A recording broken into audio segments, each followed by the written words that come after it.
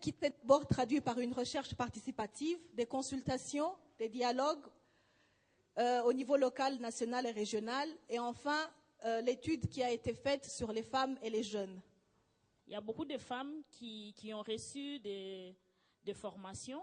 Il y a beaucoup de femmes qui aujourd'hui, dans le cadre du programme d'autonomisation des femmes, parce que le 5e résultat de ce programme, vraiment, c'est travailler sur l'autonomisation et la représentation des femmes. Aujourd'hui, nous avons beaucoup de femmes leaders dans les communautés où le programme intervient.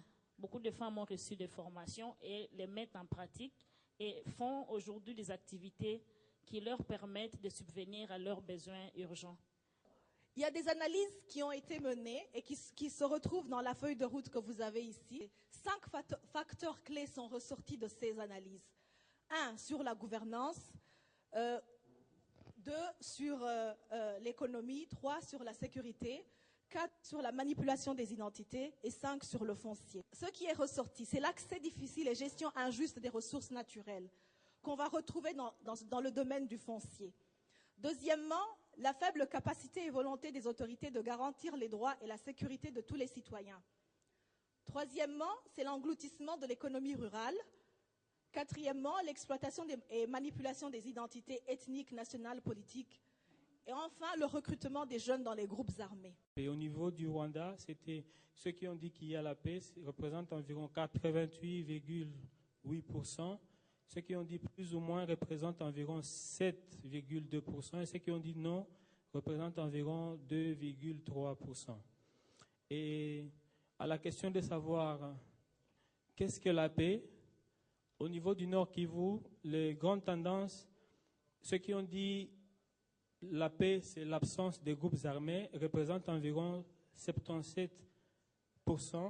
Ceux qui ont dit que c'est l'absence de violence représentent environ 47,2%. Ceux qui ont dit que la paix, c'est l'accès à la justice, représentent environ 28,6%.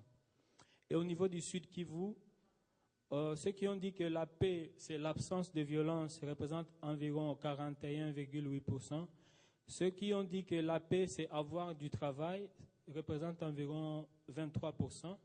Ceux qui ont dit que la paix, c'est l'absence de groupes armés, représentent environ 22,2%. Et au Burundi, ceux qui ont dit que la paix, c'est l'absence de violence, représentent environ 40,9%. Ceux qui ont dit que la paix, c'est le développement, représentent environ 16,7%.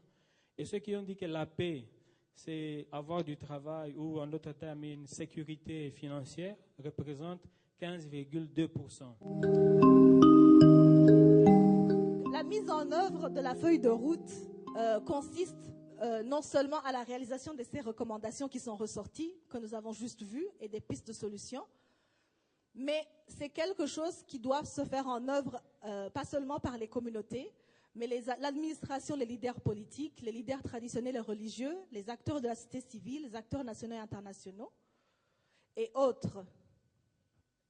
Nous avons fait un travail scientifique avec Impunity Watch et toutes les autres organisations qui ont agi dans la recherche.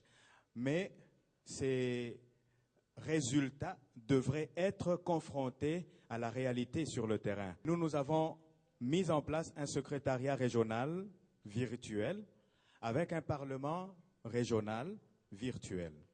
Le rôle qui a été assigné à ces parlementaires virtuels, c'était de parler, d'échanger, de discuter sur ces différents facteurs moteurs clés qui sont à l'origine de l'instabilité de la région, mais pour essayer de changer les attitudes des gens face aux stéréotypes, face aux préjugés qui font que le développement est loin d'être solide dans nos régions. On a travaillé avec des journalistes. À un certain moment, ils ne savaient pas du tout quoi que ce soit sur ce programme.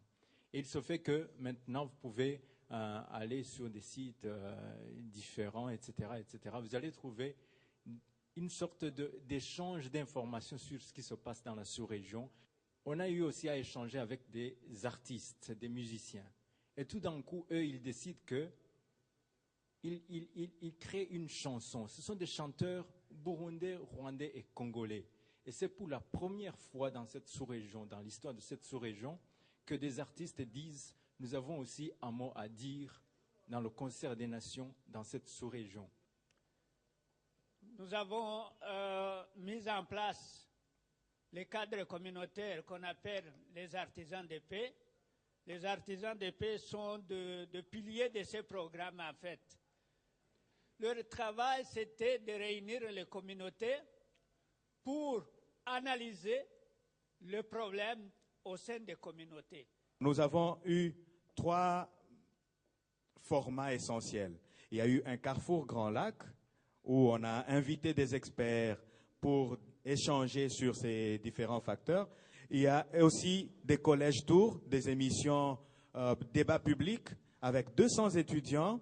On en a fait aujourd'hui 6 en RDC, au Rwanda et au Burundi, mettant ensemble des étudiants rwandais, burundais et congolais pour discuter des questions qui sont souvent prises comme des sujets sensibles.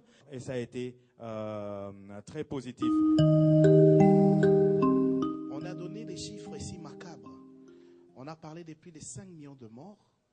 Nous pensons que tout ce qui est fait est bien. Mais l'impact est très important. La lenteur de politiciens à adhérer dans le projet. La lenteur d'exécuter certaines résolutions. Mais entre-temps, ces communautés souffrent. On va continuer à faire ces discours pendant combien de jours, combien de temps? Parce que les injustices créent des conflits. Il faut alors aider à ce que les gouvernants puissent capitaliser les contributions des communautés en vue de pouvoir lutter évidemment contre ces injustices sociales. Ce que moi je peux faire au niveau de mon travail, de mon ressort, c'est 2 choses. C'est participer à la vulgarisation, faire connaître cette feuille de route au niveau de mes collègues parlementaires. Mais la deuxième chose, c'est le contrôle parlementaire. Ça veut dire interpeller les membres du gouvernement sur différentes questions qu'il y a dans cette feuille de route.